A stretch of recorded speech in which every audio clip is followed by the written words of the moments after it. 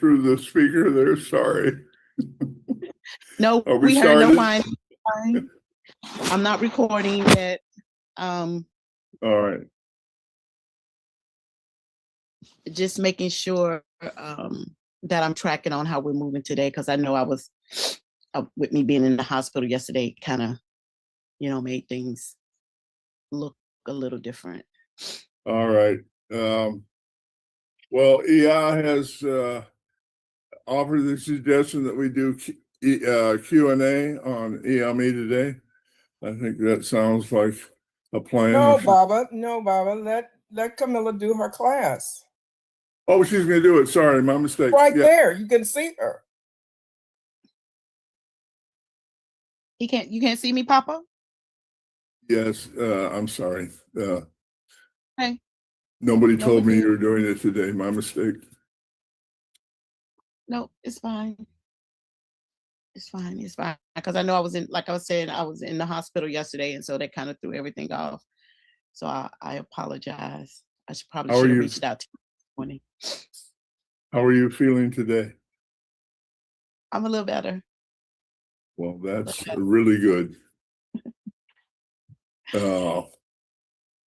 When you're ready, I'll introduce you. Okay. Let me start the recording. This meeting is being recorded.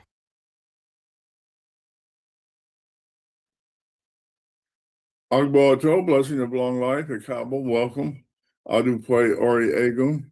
We thank the ancestors for their blessing. Ire Lona Alafi, I actually think that prayer has helped. The hostilities seem to have ended in the Middle East. Let's continue to pray that that remains so. We're continuing our series on Iyami. We've so far spoken about kind of the philosophical function of women in traditional Yoruba culture, gender equity and ideas like that. Today, I believe Iya is going to speak on some of the healing methodologies for the mothers, and then we're going to do at least a couple of. We've actually got one more session on theology, and then we're going to start diving into the practical.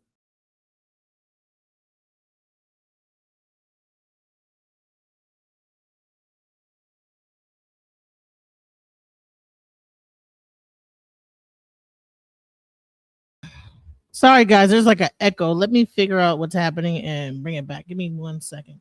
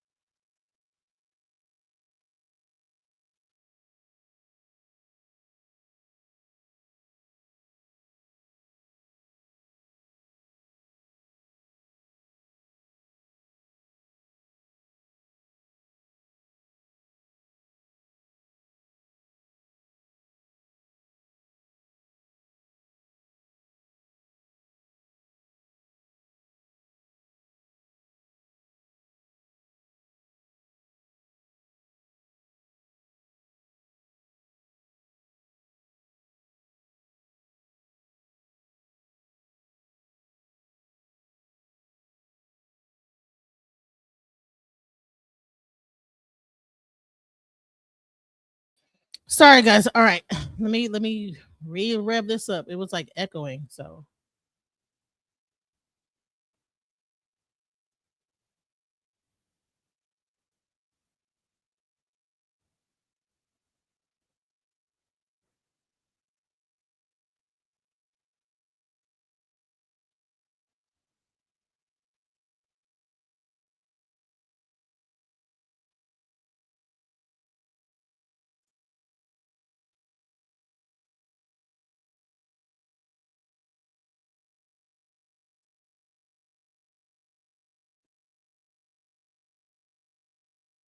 Give me 1 second, guys.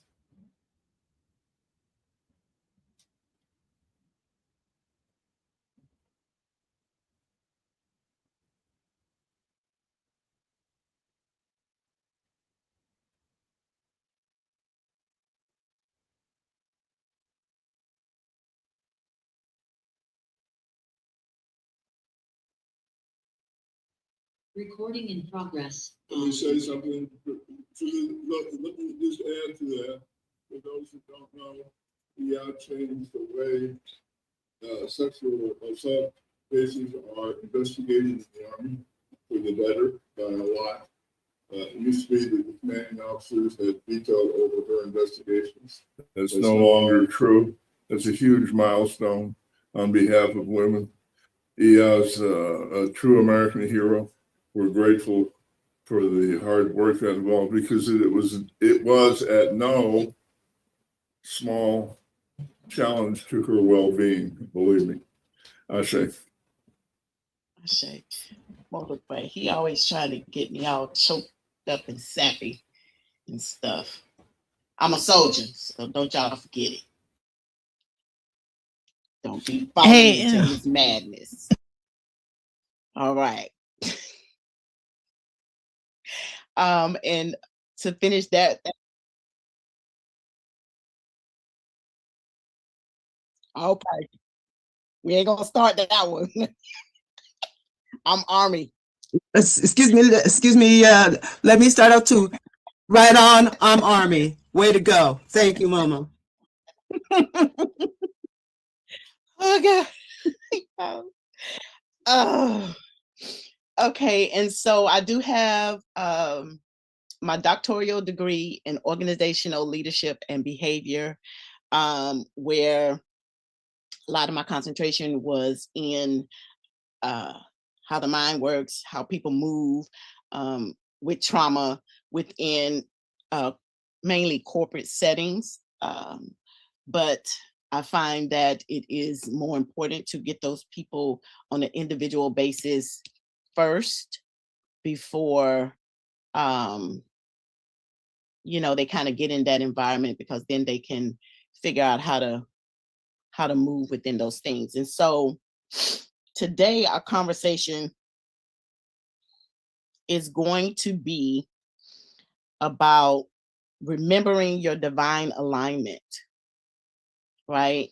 And so remembering, before we even get started into any other conversations, what I want to do is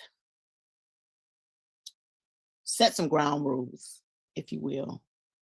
And I know some people may say, oh, well, it's streaming, but we're still going to set the ground rules.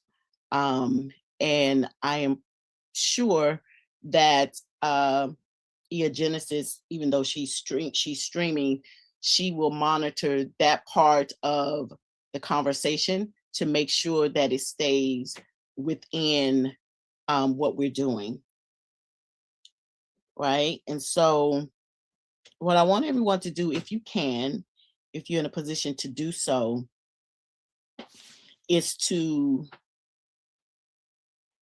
really allow yourself to relax, to be present, right? To be present. Take that deep breath. And so our group agreements are going to be to create emotional safety within this space today. So there's no judgment. There's no fixing. Okay. There's no comparison. There's no comparison. It's the killer of all joy. So we're not doing that. There's no pressure to share. Okay. The confidentiality. And if you are open, the openness. I will be as open as I can within the conversation, within my own experiences, as we continue to move through this conversation. And so with that understanding and with that knowing, the first thing we're going to look at is what one of the problems, right, can be.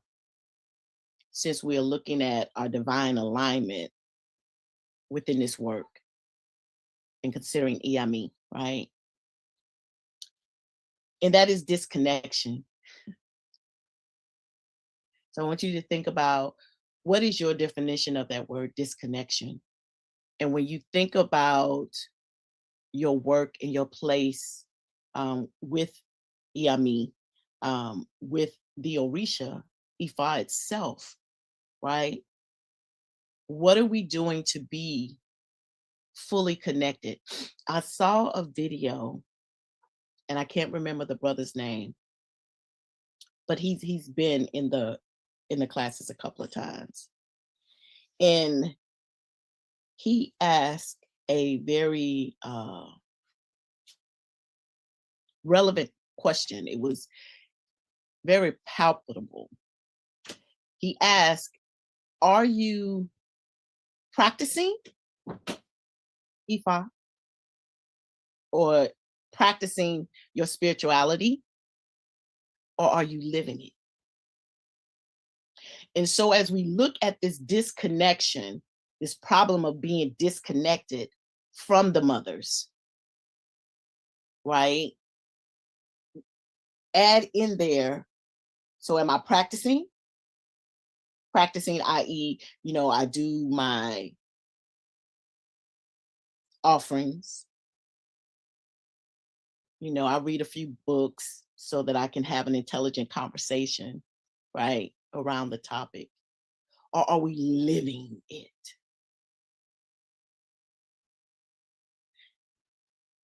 And I'm going to leave it up to you to define what living it looks like for you, because it's different for all of us, right? So how do we become disconnected?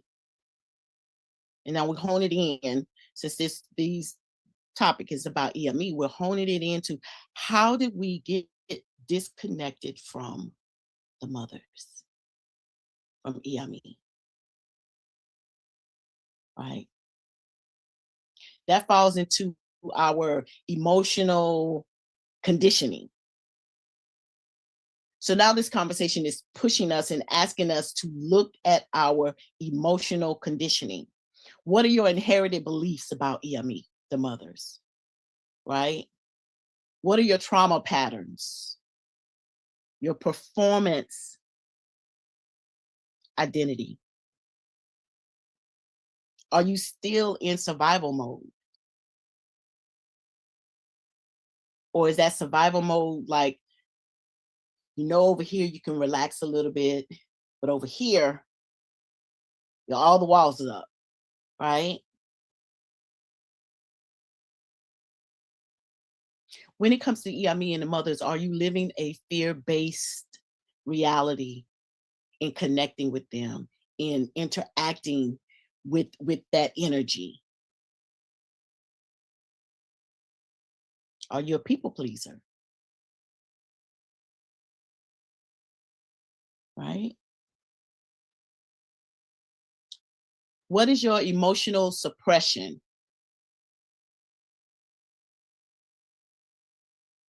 And finally, are you here, or are you asking about participating in the works of the mothers, the Iyami, right? Chasing external validation.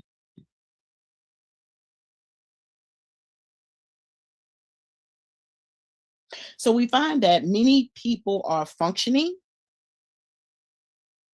but not aligned. Papa wrote in one of his books, Ori, that the heart can't do what the head don't accept. Right? So that's where the alignment comes in.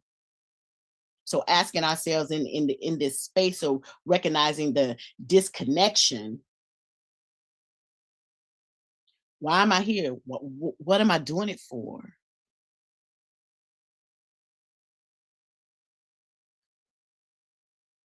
And when we talk about this disconnection, one of the things that's actually coming up for me right now is that relationship is personal. And I know my mother Ifa Jalabi, Ia Queen, Chief Ashola. They've mentioned on several occasions how it's important for us to build a personal relationship with the mothers. So as we're looking at this piece about disconnection, right? What disconnection is happening within you based upon the pieces that I mentioned earlier that is affecting, if you will, your ability to create a connection, an alignment, a personal connection and alignment with the mothers. Right?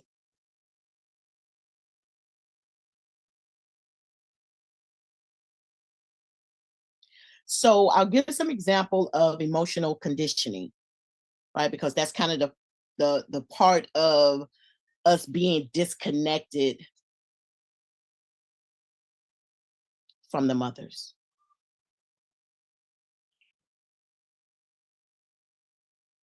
And this will give you an opportunity to begin to recognize where you are in this space and in this conversation, right? So one example is love and approval conditioning, excuse me.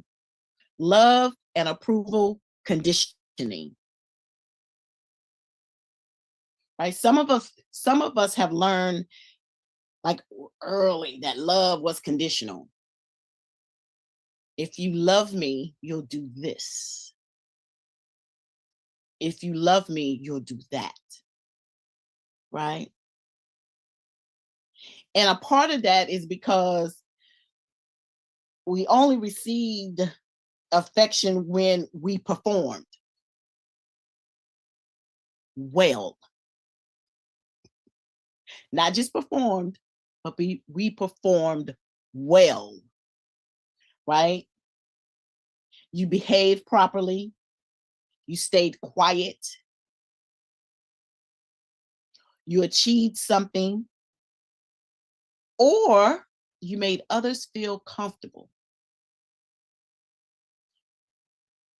And so we find that those are important to look at, because looking at the condition of women in this society, right? A lot of things are being put in place to make us be quiet, to stifle our voices. You don't get good things. You don't get hugs. You don't get love from, your partners, or, compliments from your coworkers or your boss, unless you are performing well and you don't make them uncomfortable. Now, how does that affect us? Well, it goes back to, what is it that you believe about the mothers? And a lot of information that's being shared now is fear-based, right? Fear-based. So when you ask questions about, how do I astral travel? How do I do this? How do I do that? Even with the masters that we have in this community, because a lot of us still are in that space of people pleasing. We're still in a space of, over giving, wanting to be approved, wanting to be, all of these things. And don't get me wrong, right? Some of these things are innately inherent in us because we're human, right? None of us want to be walking around and know that all the people that are around us don't like us, right? But I want us to be able to really like go below the surface of those ideas. Because if we're people pleasing, it's going to be difficult for us to build that personal connection with the mothers, so that no matter what's happening in our personal lives, we can come together do the work, and then move on about our daily lives. Right? Now, what does emotional suppression looks like? Now, some people grow up in environments where emotions were unsafe. So ask yourself, do you fall into that category? Where your emotions, where showing emotions was unsafe. Crying was a weakness. Anger was punished. Vulnerability was ignored. And fear had no space.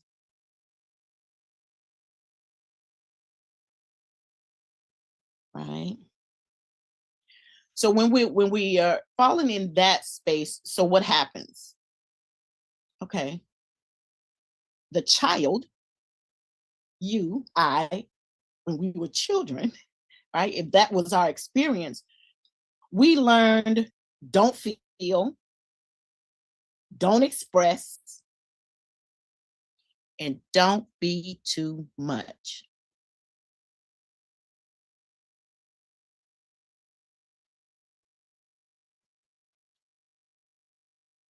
And now, hearing that, right? Because a lot of this work, most of this work, right, is also about not us just healing ourselves, but creating examples so that those around us can do the same. So that the children are not emotionally suppressed. Right? As an adult, here's your example of whether or not you're in that space as an adult. Emotional numbness, shut down responses, anxiety, difficulty expressing your needs, disconnection from your intuition. And for us for doing this work with the mothers, with Iyami, right?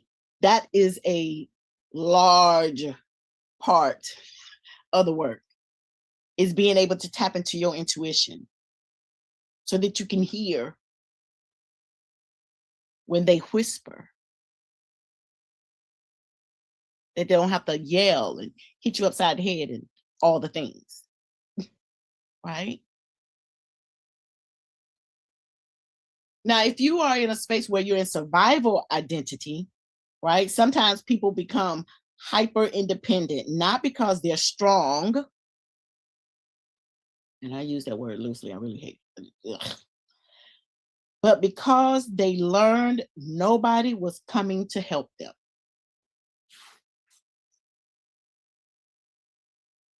Right? Now, I know last week when we had the conversation, we brought up the idea, the concept that, all these identities, Jesus, Muhammad, Moses, and all the things, they're not coming. They're not coming to save you. We have to do the work, right?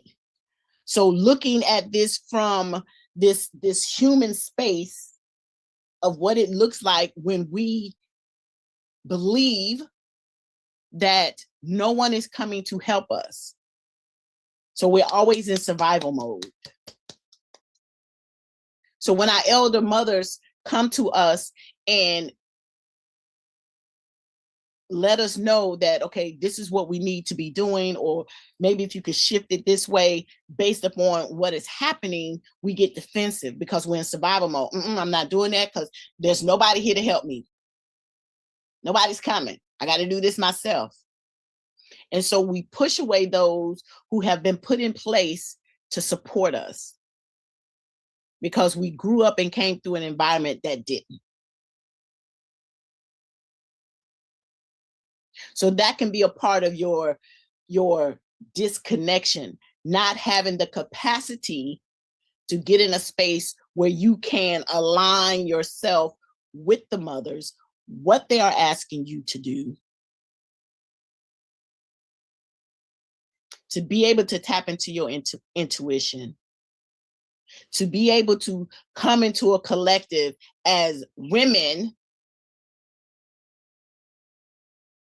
to make this world better, to make our community, to make our own home life. So like it's yourself, your home, your community, your city, your state, the world. Right?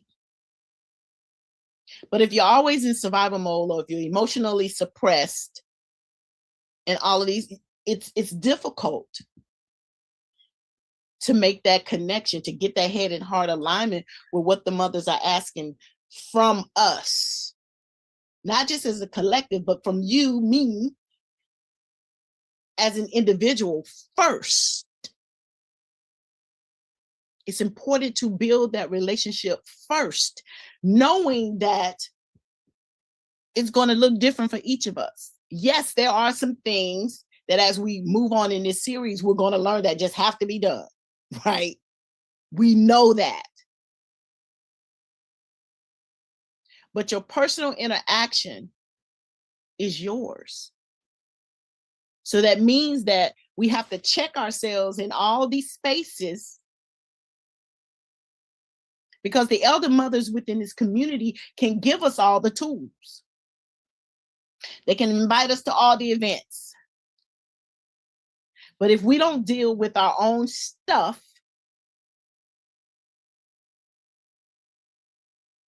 then we're still behaving within those constructs that we've been conditioned in.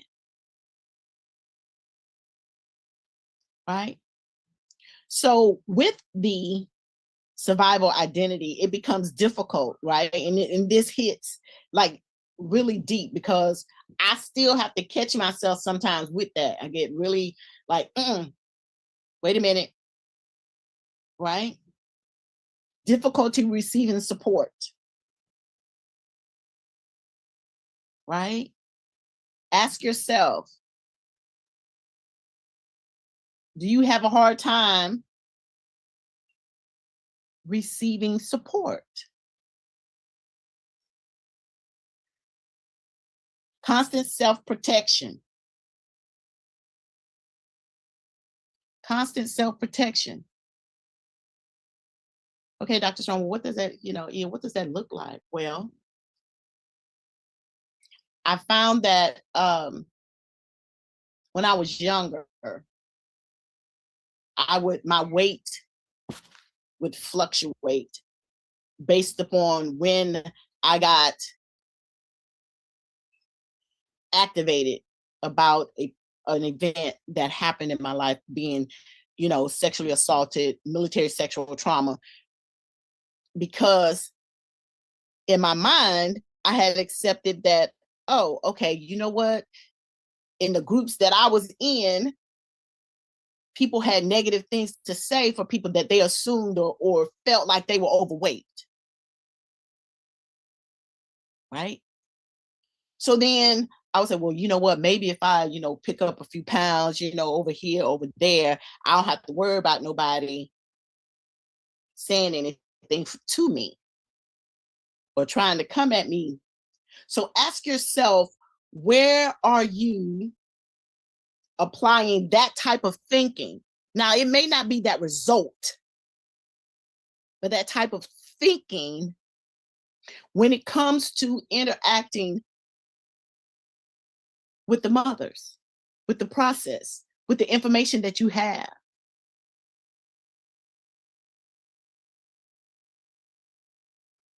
And ask yourself, what are you protecting yourself from? And is it valid?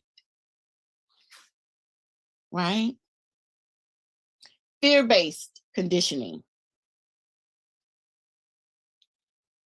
When a person expresses repeated pain, betrayal, instability, criticism, or trauma, the nervous system begins expecting danger.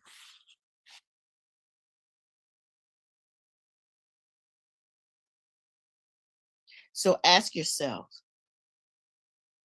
So now I know there's some brothers in the room, but this conversation is to us as women. Fear-based conditioning. I even think I said it last week. That kind of came up in the conversation. What is your fear, right? When it comes to connecting with women. Because yes, it's important to have that personal connection with Iyami, with the mothers. But the reality is that as a collective of women, we can do so much more. So what is that fear?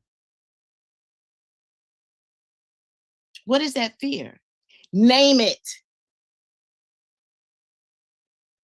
We have to name it. Why don't you have any female friends? And no, I'm not saying that you got to have sleepovers and da-da-da and all these things, but why don't you have any female friends?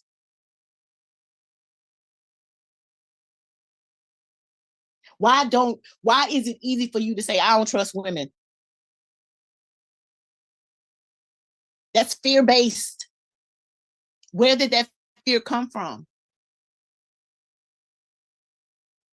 And not only that, when we begin to name these things and put a name to it and own that that's something that is within us, then we ask ourselves, what am I doing to perpetuate this?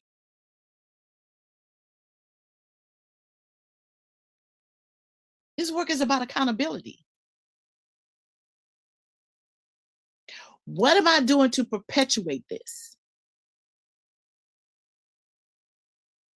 Why don't I have any, friends, women who are considered peers to me?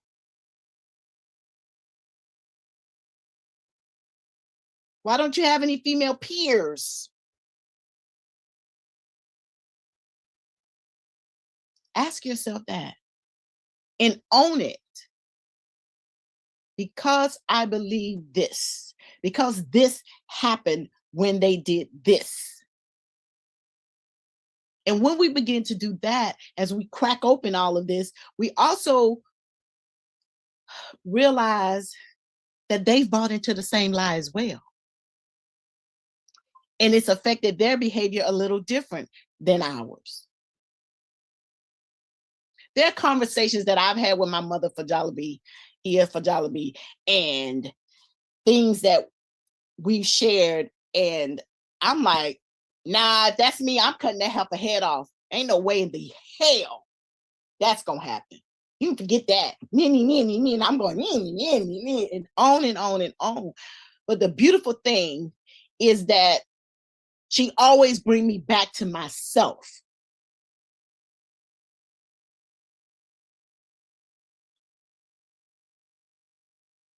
What do you mean, Chief?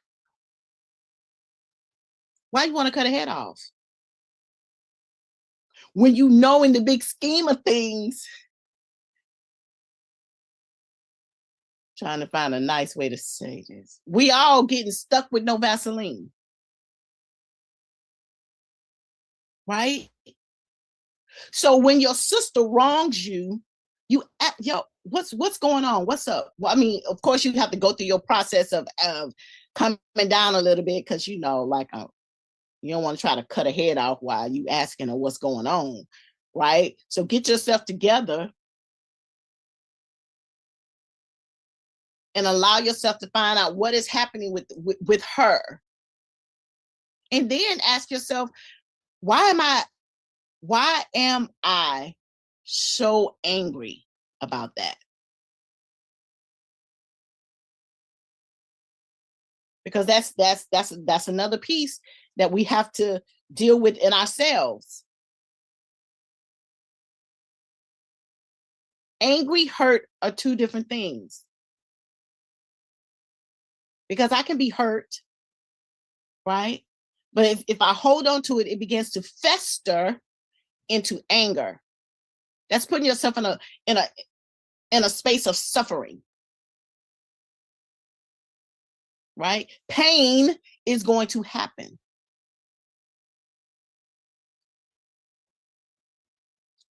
And so I'm going to say something right here that's probably going to sound way out there in left field. But here's the thing.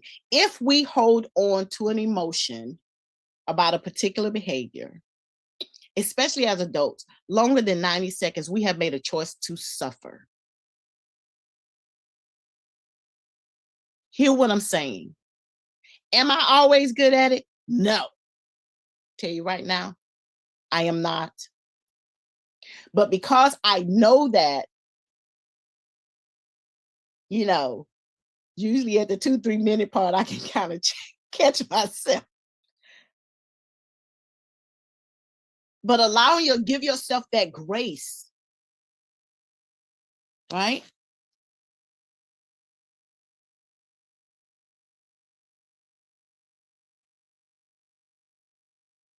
So those are some examples of emotional conditioning. And you ask yourself, okay, how does that affect how I interact with the energies of the Iyami, of the mothers, right? Because that's why we're having this conversation. Well, I know I'm doing most of the talking right now, but that's why we're covering these points.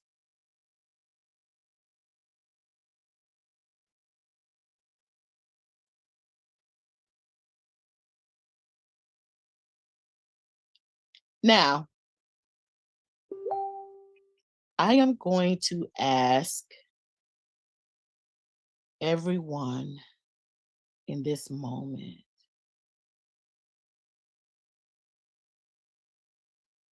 to take out a piece of paper, pencil if you have it.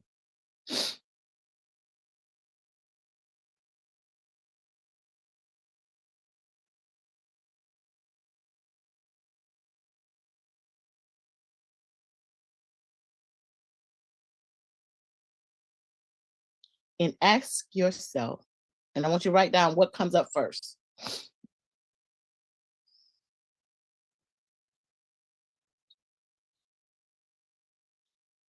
What emotional conditioning are you operating in on a daily basis?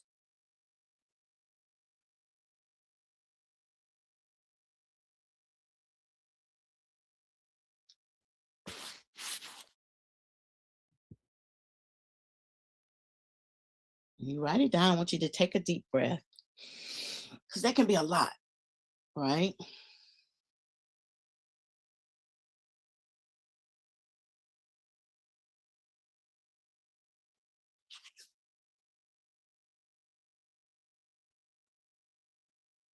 And now as you write it, you've written it down, you're owning it, taking that deep breath and releasing it. Now ask yourself, what does your soul need today?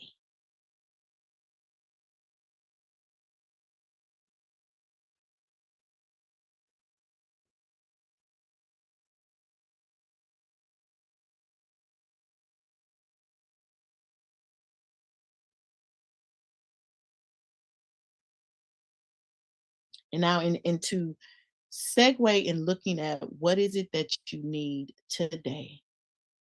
You're asking yourself this.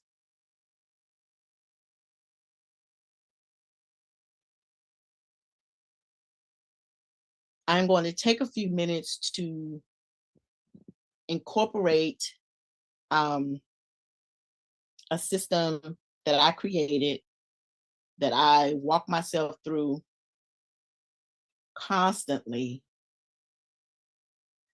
for different parts of my life, right? And it's the Bliss Life system.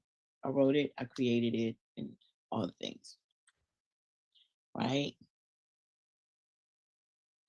And so now that we've looked at some contextual ideas around what is causing us to be disconnected from the mothers, What is causing us to be disconnected from our own personal intuition? What is causing us to be disconnected from each other as women?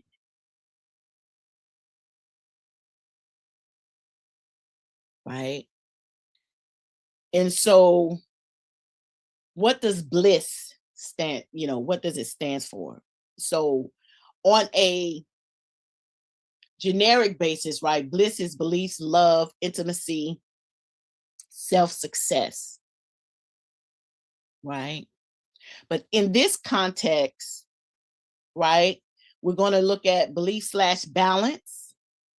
Love is love, right? Intimacy/inner awareness, i.e., into me, I see, right? Self/spiritual alignment. And then success/service and self-expression.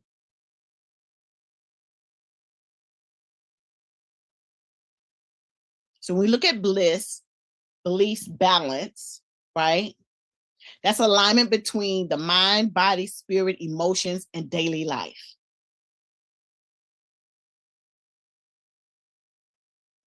When we look at love,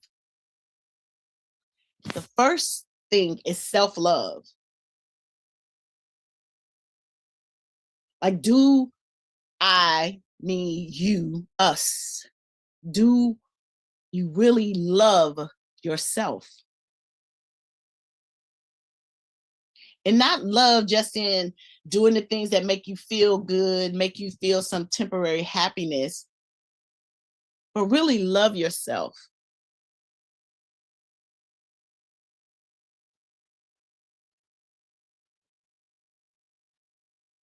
That inner awareness, intimacy, inner awareness, into me, I see. Do you have an intimate relationship? Do you have inner awareness to yourself first?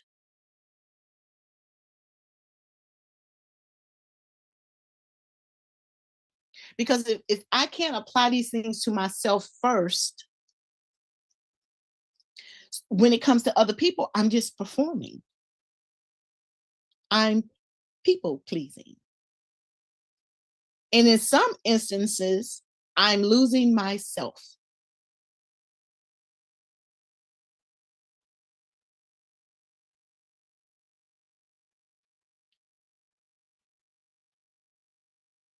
Self, spiritual alignment,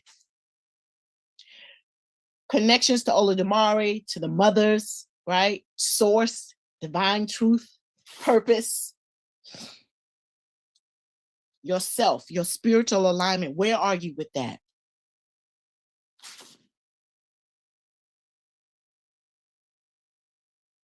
S, service, self-expression, success. Living authentically and sharing your gifts.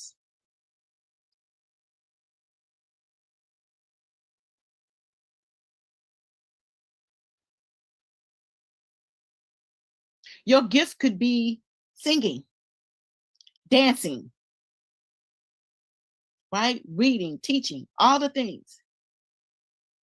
Papa brings this up a lot, and it's in it. I'm learning as I'm continuing to grow and expand that it's so paramount. It's so important. Can you share those gifts with your community, even when someone in the space that you don't really care for? Because that's what's important. Can we still tap into that energy? Can we let go of all our human foolishness, right? Can we let that go in order to show up and do what needs to be done for the community?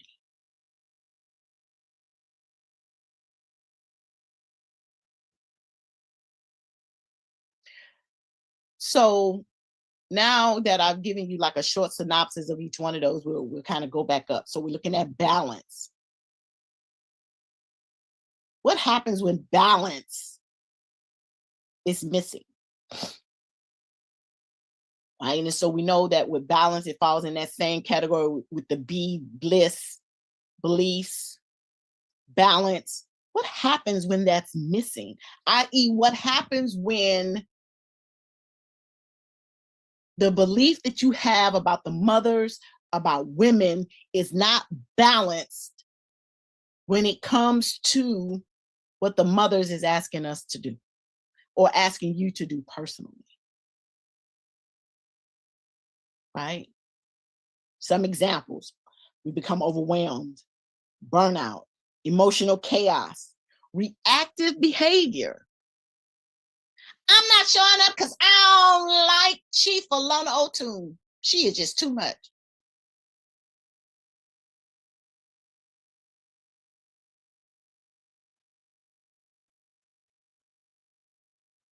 Right?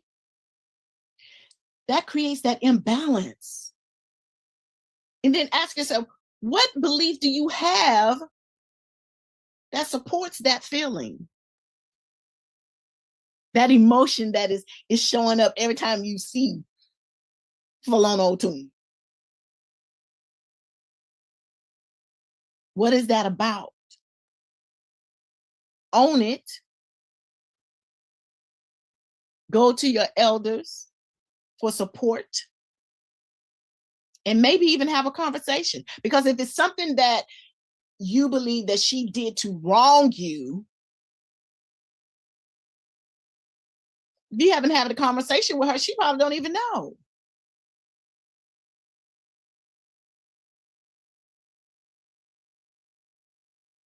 So it creates that imbalance. Right? So what does balance feel like in this space? Right? When we're talking about the mothers, when we're talking about women being in community, what does that balance feels like? Well, for me, for what I found is that it's groundedness, it's clarity, right? It's emotional steadiness, and it's spaciousness. Ooh, spaciousness. What does that? That means we can hold space for our sister, so that she can, step into what she needs to step in to facilitate her own healing.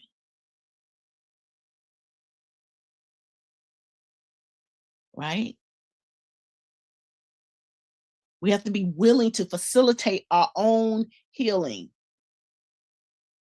with the tools that we've been given.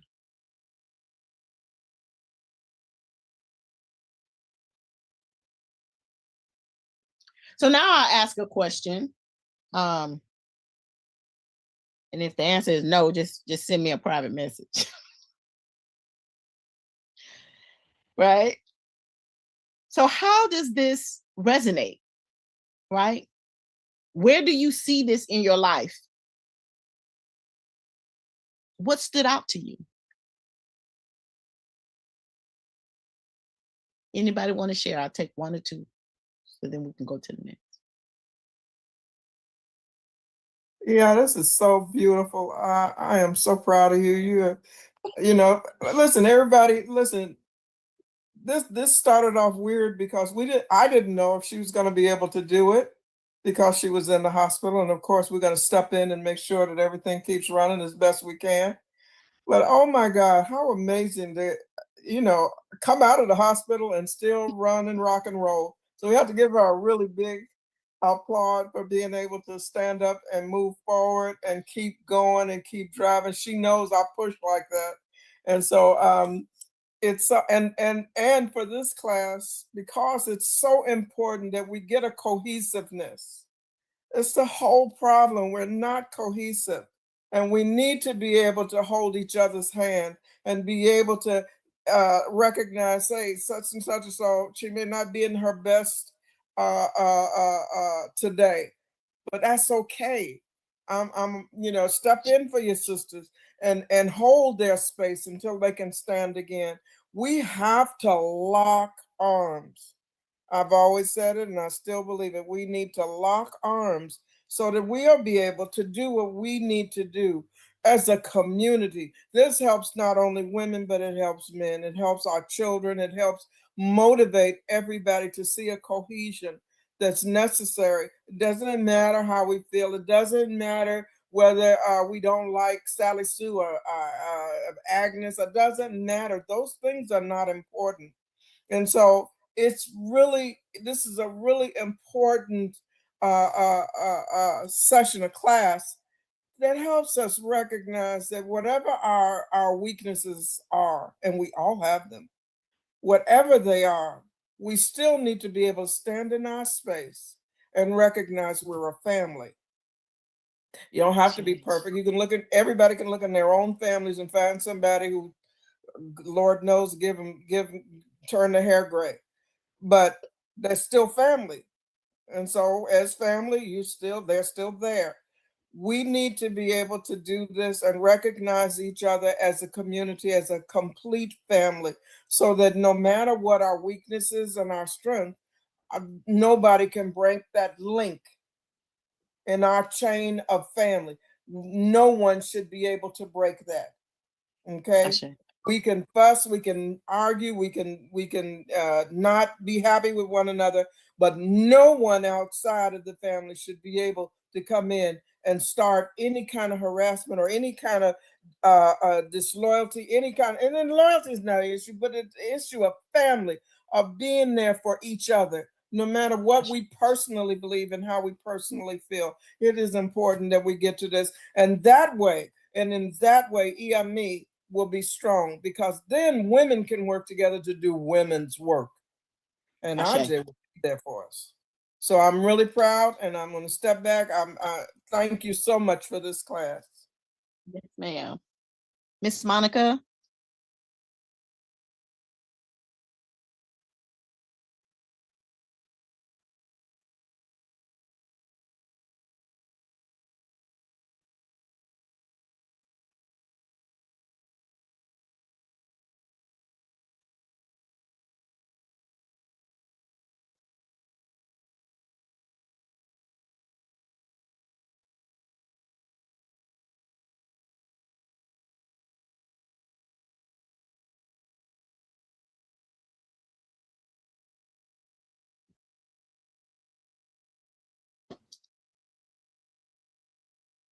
I think that is very important for us to recognize, right?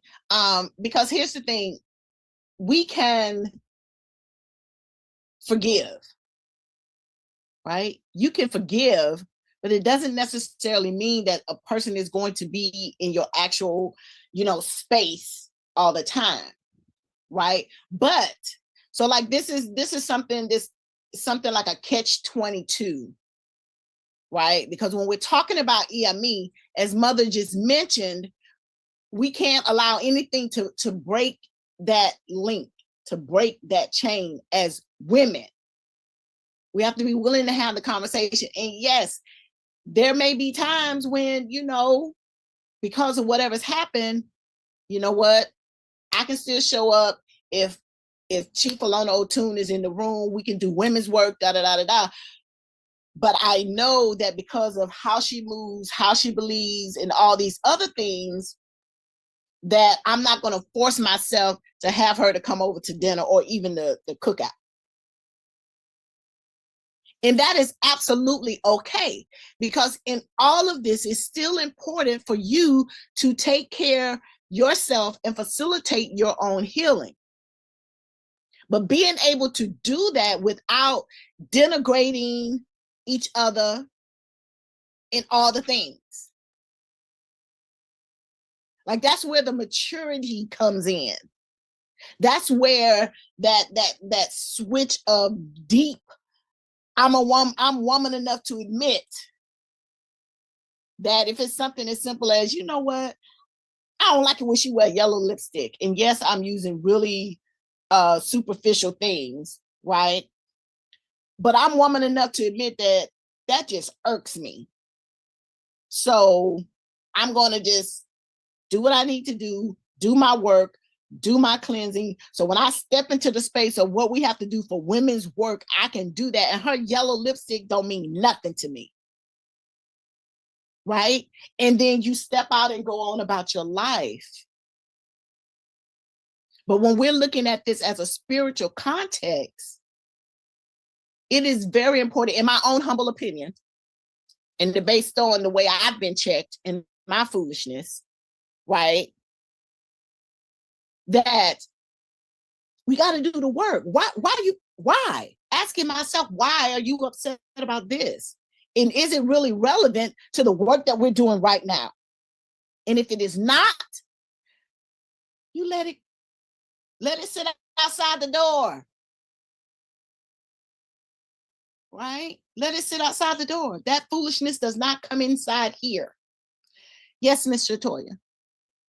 And this will be our last question so we can go to the next. I just had to say gratitude for that last comment that you made, because what immediately popped into my head was I'm not responsible for anyone else's undignified behavior, but I am responsible for how I show up in all spaces at all times. So if that is my focus, then I get to put my heart there, if you will, right? And I get to show up as the Iyami has intended for me to show up. So you saying that really set a resonance in me, and not that I hadn't resonated with anything else, but it was through my own personal experiences, like right now in the moment, y'all don't even understand I say in the moment, of being put in a opportunity where I can show up in that way. So every chance, every challenge that we come up against, should I say, then that is our opportunity to show up in that way. And so thank you for that. And then I popped in right as you were talking about spiritual alignment and do I love myself and those sort of things. So I'm going to go back and listen to what you said before that. But I did want to say thank you. And as Omo, I did not know that you were in the hospital. Excuse me, everybody. We got a prayer of conversation for a second. I didn't know you were in the hospital. And so I would have been called you. But I love you. And I'm going to check on you later. Yes, ma'am. Thank you. Great. Wonderful.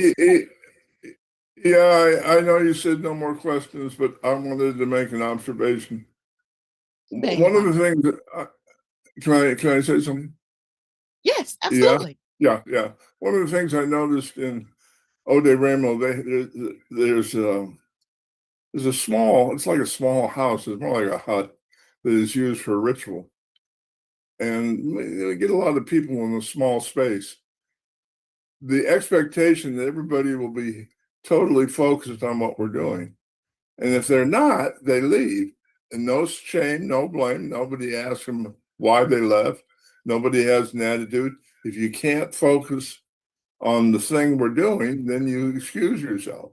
And then when you've gotten over the trauma of seeing somebody in yellow lipstick, then you shake it off and come back into the room. You know, and it's profoundly effective, because you understand that anytime somebody upsets you, you're violating the first taboo of Ifa, make no judgments. If people really understood that, it would change the world. Make no judgments. That doesn't mean make no judgments, but it's all right to tell people who fall off into the butthead because we need to protect the world from his foolishness, and that's okay. No, it means no judgment. You know, right. It doesn't mean you can't make boundaries either. You know, you can't come into the room if you're not focused.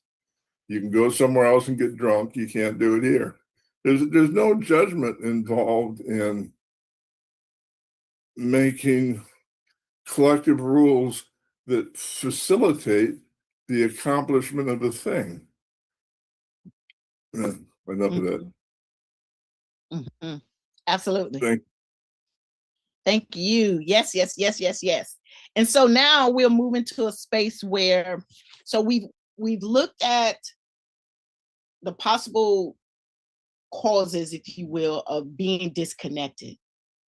We've looked at if we apply and understand the concepts of the bliss life system, if you will. Bliss is really about you taking that acronym and applying it to, i.e., this particular topic, right? And seeing where you really are with balance, alignment, self-awareness, you know, and all of those things that bliss stands for in this context, right? So now that we've somewhat, hopefully, when I ask you to take out the paper and everything, that you all did write down what came up for you based upon the questions, what I'm going to do now is give us the opportunity to do what I am naming a emotional release and reconnection,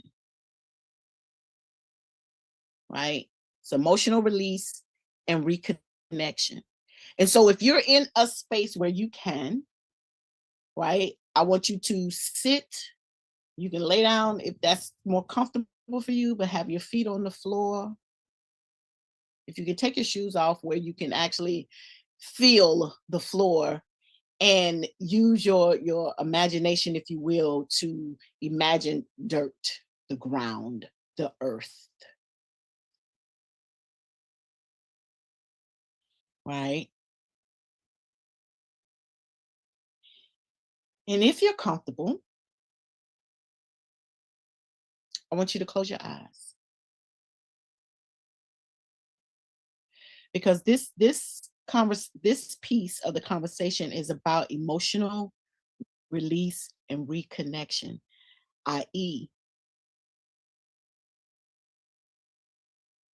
if I am in a space where I operate in excessive independence,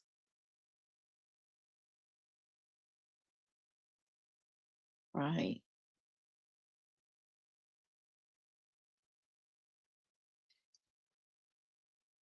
And I'm going to ask, the request is that you breathe in the support of the mothers.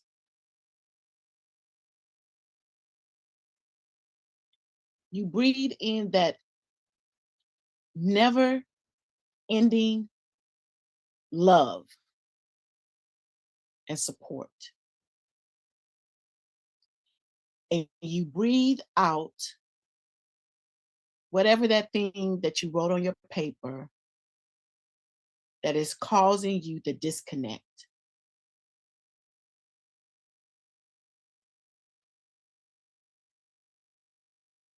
Allow yourself to release the heaviness of it. Allowing yourself to reconnect to your inner truth. Meeting your higher self.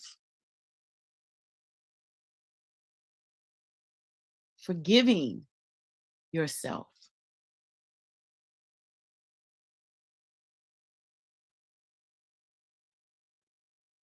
Taking a deep breath.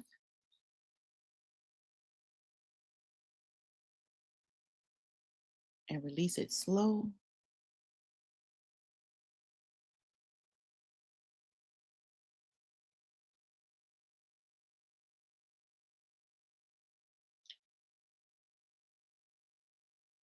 See yourself walking through a forest. And there's a soft glow of light.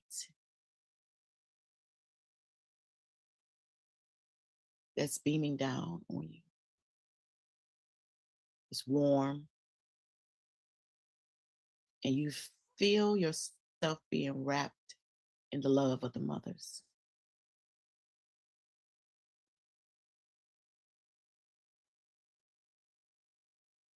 And as you're walking and you're breathing in and you're breathing out, you're releasing the burdens one by one. You're releasing the people pleasing. You're releasing the hyper independence.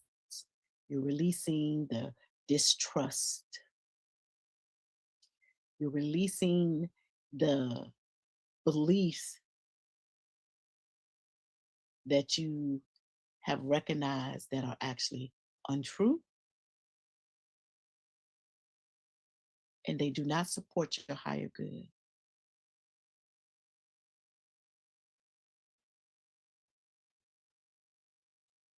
And in this release, you now allowing yourself to meet your wiser self, your spirit self. This release allows you to hear your inner guidance.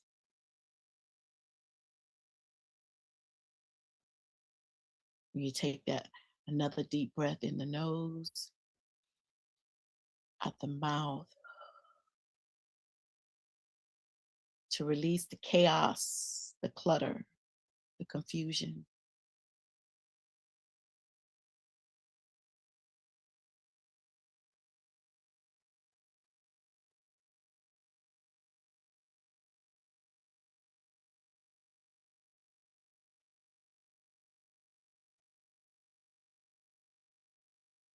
Now, as you're continuing to walk through this forest, you're coming into a wide open clearing. And you see all the beautiful women waiting to receive you, to hold you up, to support you, to remind you of who you are.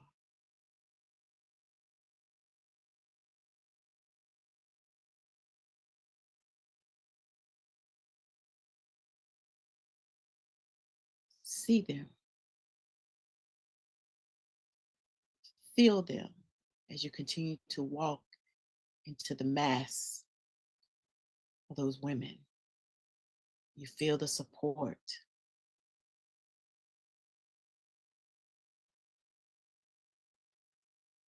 You feel the lightness of releasing all the things that no longer serve.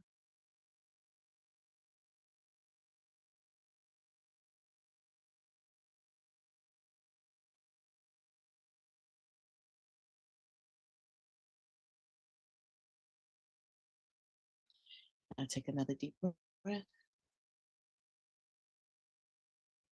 Hold it. And release it slow. 1, 2, 3, 4, 5, 6, 7, 8.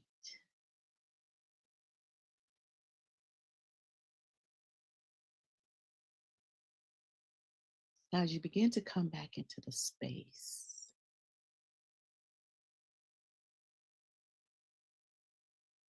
and you receive this gift from the mothers.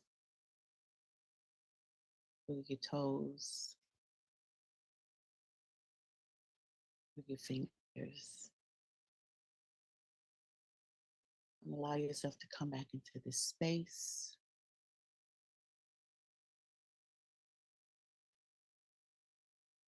And when you're ready, you can open your eyes.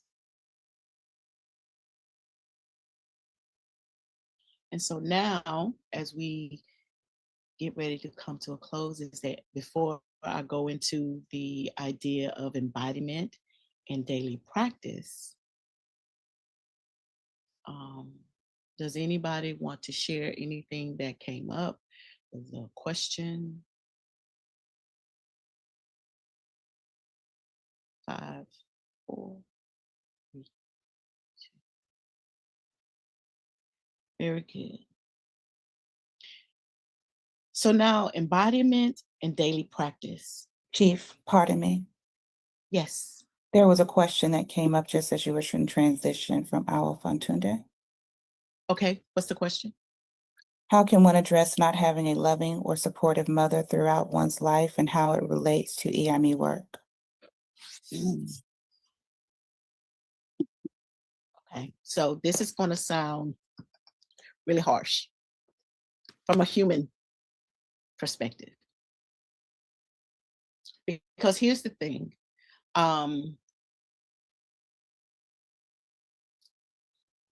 One thing I had to come to terms with, right? So one, from my work and what I truly believe in my heart, forgiveness, right? Forgiveness is giving up the hope that anything could have been different. We hold on to the pain and the behaviors of not getting, not receiving, people not having the capacity to show up in the way that we feel that they should have, right? Because we believe it should have been some other way. And the truth of the matter is, most times, even when it is ugly as hell, what do I mean by that? That means the alcoholic, that means the drug addict, that means the prostitute, that means the abuse, all of it. Because what happens is, most of us as children, right, and we kind of carry it into our adult life, is that we never take on or actually look at what our mother's life was like, what she experienced, right? Because the reality is, a lot of the things that we experience, if we could get them to share, and we have to remember how our mothers were raised and conditioned. You don't talk about it, you don't complain about it. It happened to me, it happened to your grandmama, it happened to your great grandmama, and it happened to your great great grandmama who was in all these things. So it happened to us, and just because it happened to you, don't make you special. And I know that sucks to hear, because you're like, well, you my mama, you supposed to. 9 times out of 10, they did the best they could with the information that they had. And I know that sucks. So now it's important for you to look at all of that, to really look at how you feel about it, and then ask yourself, what is it that you needed from your mother, your grandmother, whoever, and then begin to give it to yourself.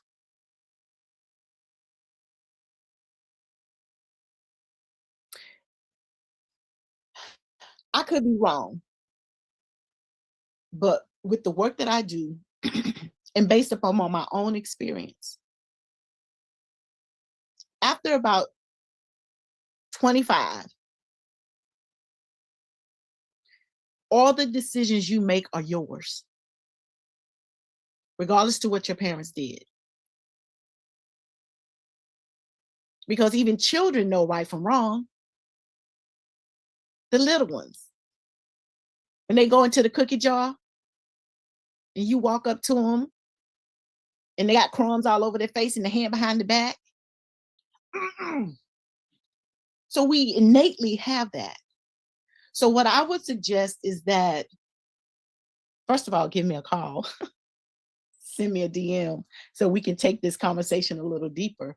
But the most important thing is releasing your mother, because you're an adult woman, releasing your mother from the responsibility of facilitating your healing.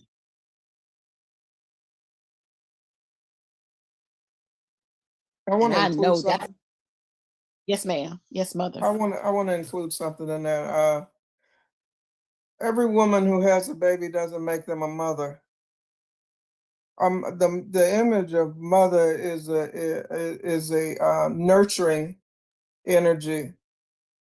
Having the baby doesn't mean you're going to nurture the baby. That's a different energy. And I think we put preconditioned determinations of what a thing is. on a person. Abandonment is a personal issue. Everybody has come here because of a choice to come here. Our spirits chose these paths, and they didn't know when they chose the path what that entailed.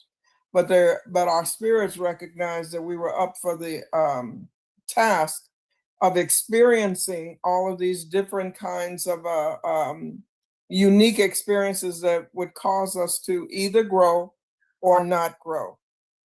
Okay, but it's up to us how we take those experiences. The energy of mother is more of a Yemaya energy than the energy of a woman who had a baby, which is an Oshun energy. There are two different kinds of energies. So we need to understand and not blame, like Chief was saying, a mother, a woman for bringing in or being the facilitator of giving a spirit an opportunity to experience this life. That's what the woman who had you did. She gave you the opportunity to experience the experiences you have. Now, whether she became the mother to that and nurtured you, that's a whole different energy, and that's a whole different kind of concept, which I think we've allowed the world to make it all combined into one single thing that it isn't there. It's not necessarily the case. The understanding of the word God originally, in my understanding, was generation, G for generation, O for operation, D for destruction. It is a triad that creates life. Coming into the world, the Oshun energy, nurturing the world, the Yemaya energy, and taking your last breath, going into your next cocoon phase, that's the Oya energy. There are three different female energies that create this paradigm. And that's the thing that we don't seem to understand and recognize. But we need to be able to do that so that we can move forward, so we don't have these abandonment issues. Oh, why I don't have a mother. Yes, you do. The universe is your mother. The universe is your mother. Whether you accept that is on you, but the universe did this. So we have the opportunity to do these things. We have what's there. We have all of the tools and the things that we can do to move forward. We just got to pick them up and start using them. That's all I got to say. Ashe, multiple mother. Genesis, is that? Sorry.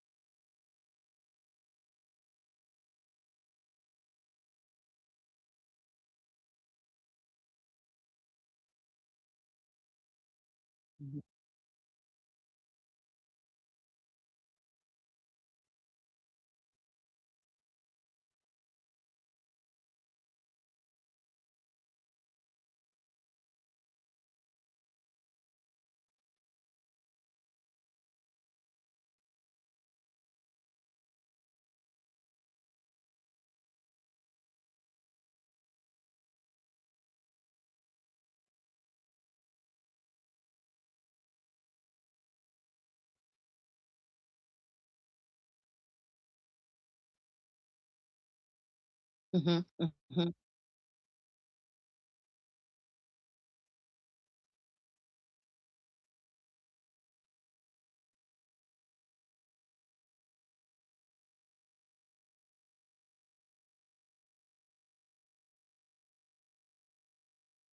mm-hmm, mm-hmm.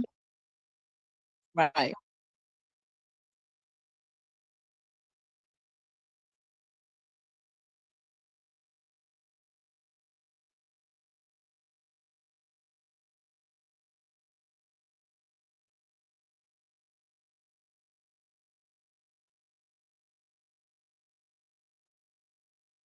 Mhm.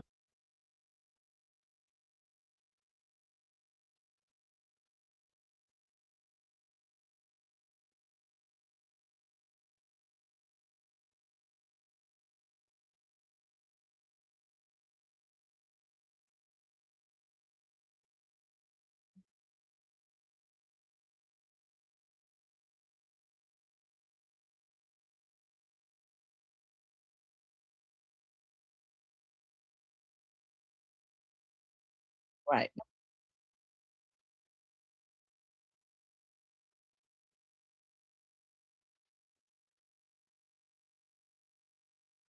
Right.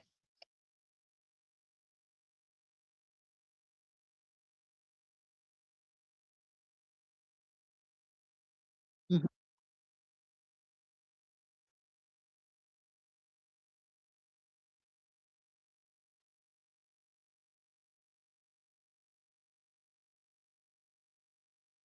Right.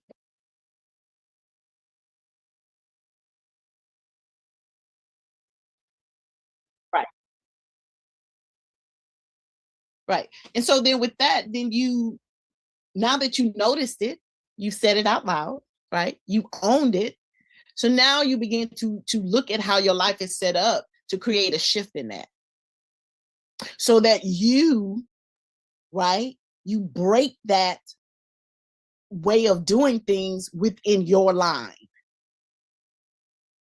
Right? You now have the opportunity to say, oh, wait a minute, okay, I get to do something different. I'm going to do something different. And when we do that, then your daughter will be doing something different. She won't be, having this same conversation, or she won't come to you and say, well, mom, if you had not of da da da da da da da da, then I wouldn't da da da da da da da da. Right? So you have the opportunity now to create something different, because now you've said it, you owned it, you know it's there. You now have the ask opportunity yourself now to, am I willing to do something different?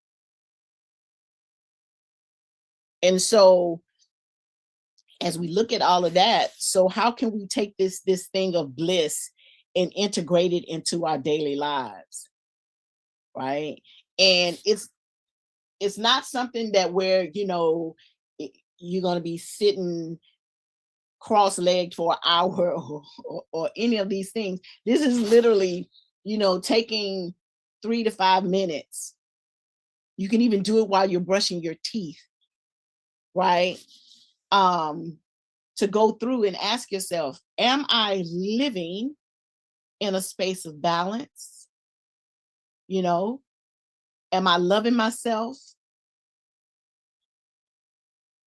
Am I practicing healthy intimacy, inner awareness? And all of these things that we talked about, that the BLISS actually stands for, right? What does bliss, those that acronym, how are you moving in that space? And so how do we do that? How do we get that to become a part of our daily, way of doing things, right? So you can do breath work. And breath work, you don't have to, you can actually be able to be aware, but centered, right? So like if you're on the bus, or, however you move, or before you go to work, sit for a few minutes and just do that 4-7-8. All right, breathe in for 4, hold it for 7, breathe out 8. Do that breath work. Another thing that we really miss that is so powerful is the work of gratitude. Gratitude. So write down 3 things that you're grateful for. Like you can do that right now. Like really think about 3 things that you're grateful for. Do that in the morning. Do that before you lay down. So that's the last thing that's on your mind. You know what? I'm grateful that I made it through the day. I'm grateful that, I was able to drink fresh water. I'm grateful that I have people in my life who love me unconditionally. And in that loving me unconditionally, they also have the capacity to correct me when it's needed in love. Like, what are you grateful for? Set your intentions.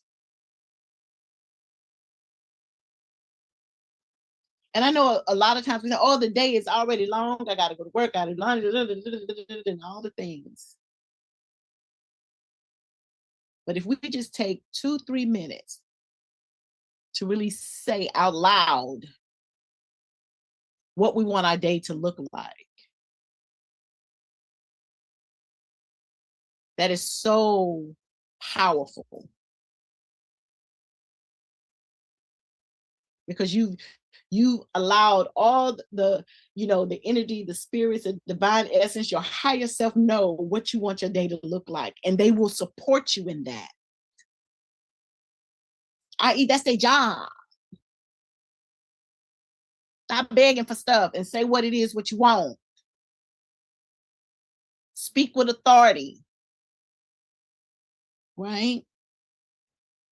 Prayer / meditation. If you are living Ifa, then you're making your daily prayer in some kind of way. And it doesn't have to look like mine, but you're doing that daily prayer.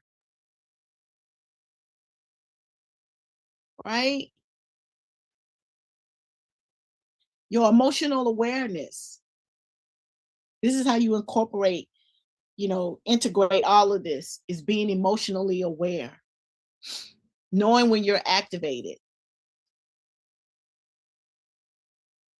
And I know we hear the word trigger a lot, but when we are triggered, right? When we are triggered, we are actually mentally, if you will, consciously not where we physically are. We're in that moment of whatever that person is doing, reminded of the thing that happened to you. Like, you're not aware that that thing is not really happening. If that makes sense. I'm sorry, Miss D. I'm sorry, I didn't mean to say that. Okay. Go ahead and mute yourself. Thank you. So when these activations come up, being aware. Because the reality is it is again, it always comes back to self. It is your responsibility to facilitate your healing, i.e., it is your responsibility to manage your activations or the things that you say that trigger you. That's your responsibility. Right? Your spiritual nourishment, how can you operate in that? Taking walks in nature, or just finding a tree and sitting there. Especially for us women, like, find that tree that you can resonate with. And begin to visualize yourself actually sitting, doing little steps, sitting on top of that tree where you can see out. Right? This is how we get to integrate this bliss into our lives and into the work that we do. And finally, authentic living. Again, that goes back to the question that we asked earlier. Are you practicing or are you living?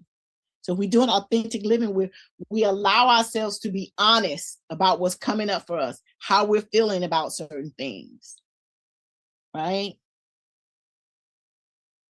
We're making sure that the decisions that we are making are in alignment with what we say that we want in our lives. What is it that you really want? When you say you want to initiate into the mothers, when you say you want to learn to astral travel, what the hell does that mean? What is it that you really want? Why? Why?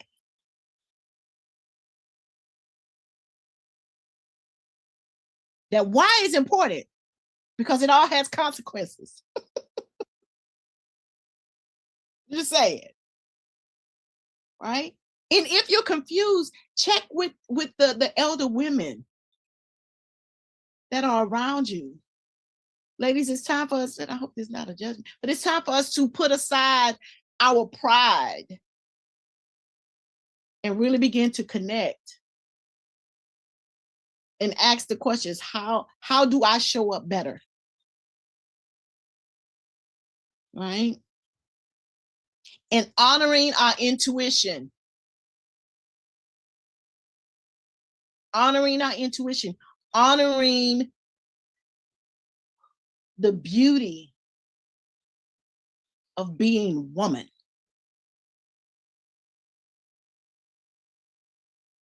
Honoring that.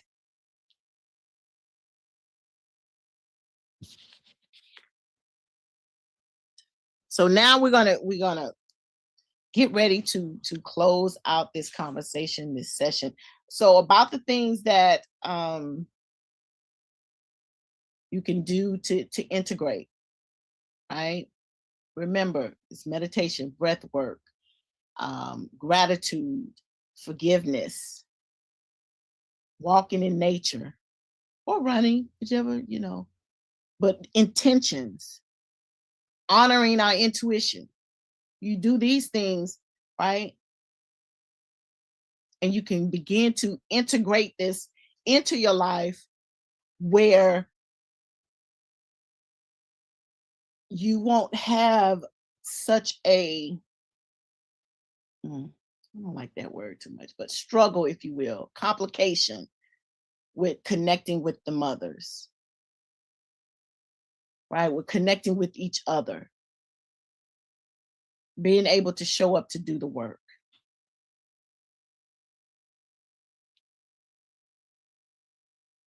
Right? So here's the thing. You do not need permission to become aligned with your truth. Your spirit already knows the way. The goal is not perfection. The goal is remembrance. Every moment of awareness brings you back home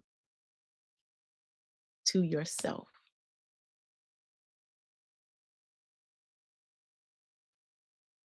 Every moment, every step,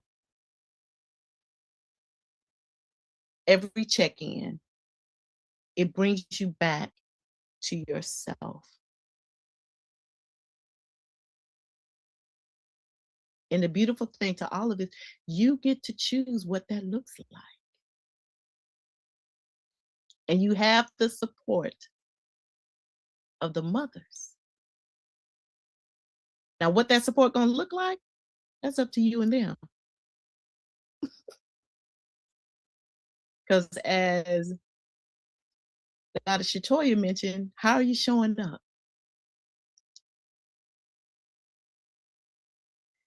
So at this juncture, are there any questions? I want to thank everyone.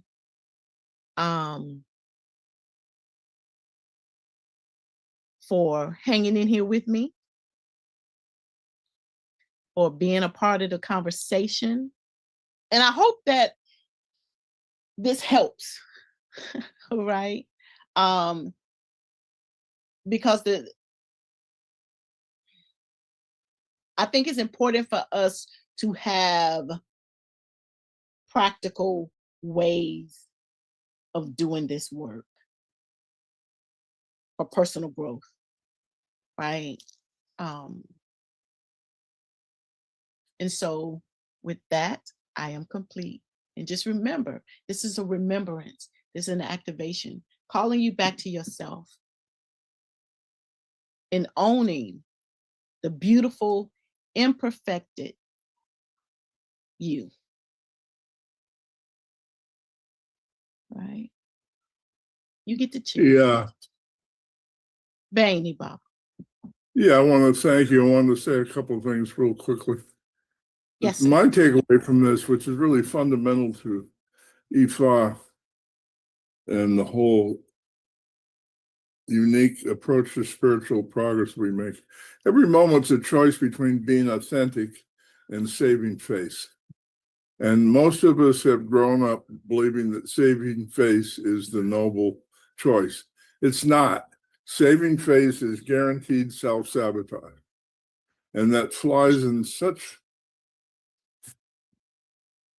contradiction to the whole purpose of life. You know, I don't know if I'm going to go into this, but I've joked about various people who are spiritual influencers in America nowadays, people you wouldn't necessarily expect. And I've noticed every one that I've mentioned over the years also shows up on Epstein's list. So we're engaged in a level of self-deception that I think is non-productive, you know. That I was actually fussed at you yesterday, Iya. Did you know that?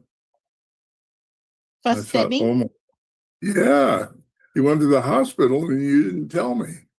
It's like, what the hell? That ain't right. You know, you can be tough, but you've Wait, that's my fault. She actually told me. That's Wait, no, she didn't contact. It's her daughter contacted me. She couldn't. I see. All right. Contact. And then I told you, I did tell you. So it wasn't that there was help from you, because I did tell you last night she was in the hospital. My point is, the first thing you do is when you get sick, you turn to the closest person to you. You say, notify the family so they can pray for me. Hello? I mean, what the hell are we doing here? So let's get that part of it straight. Jeez. So y'all please. What'd you say? Say that again? I love you. Yeah, all right. So the other thing is I want you to be thinking about I really feel the need to sponsor God, this is so, I don't know how to say this because it's going to come out wrong. I would very much like to see the women get together by themselves and do stuff. I've been hoping for that for a long time. Certainly none of my business, but with this series, we have the opportunity to at least throw out some suggestions, I would hope. And I'd like to take advantage of that. Also, we're going to do one more conversation next week on metaphysics and then do a deep dive into, okay, now how do we actually do this? I've been hearing people confused about that. It's a legitimate question. So I'd like to see some effort in that. I do think I might give a really like a 10-minute talk on how to make offering to the mothers, because that's necessary for both the men and the women. And it's like the easiest and most direct and in many ways most effective method of communication. But I would also like to see, you know, Iyami, like Ifa itself, is a communal effort. So I would really, really be heartened to see women who are in driving distance of each other figure out some way they can come together to start to practice the communal elements of Iyami ritual, which are very distinct, very easy actually, but necessary for a group. You know, you can't play baseball with one person. It's kind of like that. So I'm hopeful that'll all happen. Also, at the end of the series, I've got about 8 elder mothers I'm going to ask to come and join us in a communal conversation, including the Oba. If you've never spoken with the Oba, that's going to be a moment not to miss for sure. So in the meantime, everybody stay safe. You know, our country has reached the point of a dictatorship. We're no longer in a democracy, and it's making incredible challenges to survival. So we need to really watch out for each other. People in the current administration are saying that the problem with this country is that people are too empathetic. Really? Really? That's the best you can do. So we need to, embrace empathy, explore it, and make it who we are, despite the foolishness of people that don't know better. So with that, Baba, I want to real quickly. Yeah. I would suggest people to sign up and try to get with Chief for her Bliss class, for her Bliss program. It's an excellent program, and you should invest in it too. And I'm not just saying that. I mean, it is a beautiful program to help you to be able to guide you through some very tough spots. And she worked very hard to build it and make it what it is. And it was through her own experiences that she was able to do that. So I'm recommending that if you get an opportunity you actually invest in taking her Bliss course. yes, listen, and I'm going to co-sign that for a very specific reason. People come to initiation and they think, oh, I'll get initiated by Baba, and when I go back home, I'll have no more problems. No, that's not going to happen. Sorry. Never promise that. That's not part of the process. You can go home with tools to fix your problems, but you will not go home with the problems fixed. So the issue of how to use those tools becomes an element in your training. The things that Iya is talking about today are what we would call psychological problems, and they require psychological attention. You're not going to fix wounding as a child from abuse by me sprinkling juju dust on your head. Not going to happen. So the only way you can fix it is to fix it. And she's offering us a pathway to fixing some deeply traumatic experiences, but she's doing it in the context of Ifa. There's certain things that we understand and believe in Ifa related to ancestors and spirits that are not dealt with in Western psychology. And in my experience, that makes Western psychology profoundly ineffective. So we have a real opportunity to, I don't believe we can practice Ifa effectively until we get both feet on the path of elevation. And to do that requires stepping outside the pain of childhood trauma, and more importantly and more difficult, and we'll get to this issue eventually, you have to step outside the confusion of deliberate social conditioning. There's just so many self-destructive stereotypes that people in this country see as a positive character trait that do nothing but keep us wounded, isolated, in pain, and dependent on guidance from the few who control the many. And until we start to see that, practicing Ifa is, in my opinion, a waste of time. So we need to look at some of the deeper issues, and I want to thank actually both Chief and Iya Pele for having the patience and really the courage to stick their foot in the river of that process, because dealing with those two issues is the hardest thing you'll do as a human being. End of discussion, end of story. Whatever is third to best on that list isn't even close. So, your choice is to deal with it and experience bliss, or to ignore it and watch everything get harder as you get older, because as you get older, it does become harder to hold on to your illusions. So thank you. Everybody stay safe. We'll figure out how to move forward when we're through with the series. The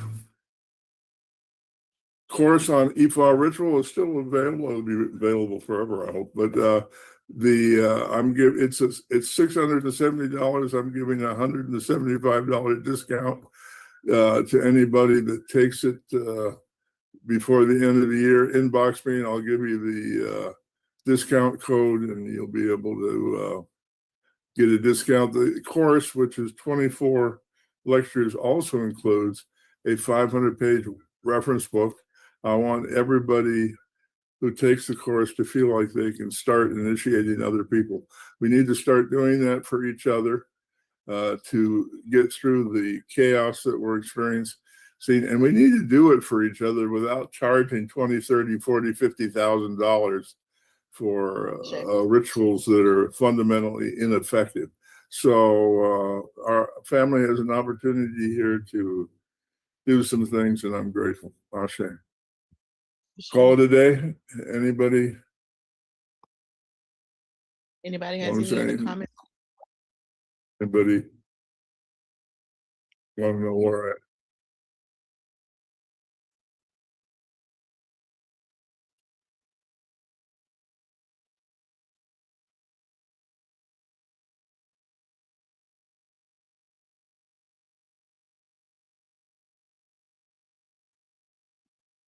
You listen, for those that don't know, Monica interviews me every Friday on YouTube. And every Friday I go on a rant and think, okay, I need to change the subject and talk about something less controversial. But so far that hasn't happened. I've asked her to post those rants on the Egbe page, and you can all have a good laugh, but hopefully you'll learn a few things in the process. So thank you, Monica. Ashe. And the YouTube channel? Can you write it on the chat room there? Yeah. Was she able to do that? Not I yet. think she did it earlier. So there it goes. Oh, here it is. Yes, yes. It's the Genesis Detroit.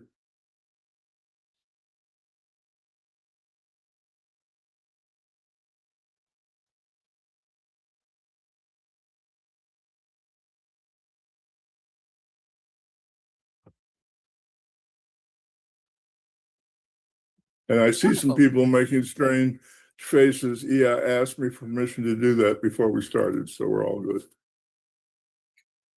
We all good. And we are everyone.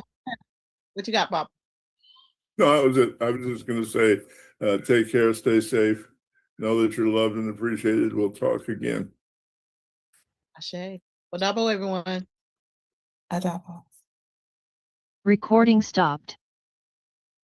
Just when I thought I couldn't find my way out, yeah, I searched the God in me to find my way out. I know it can seem way out, but the Creator flows to and through me from way out. I'm talking way out, yeah. See, if you believe in the God in you, it's a better place. Creating the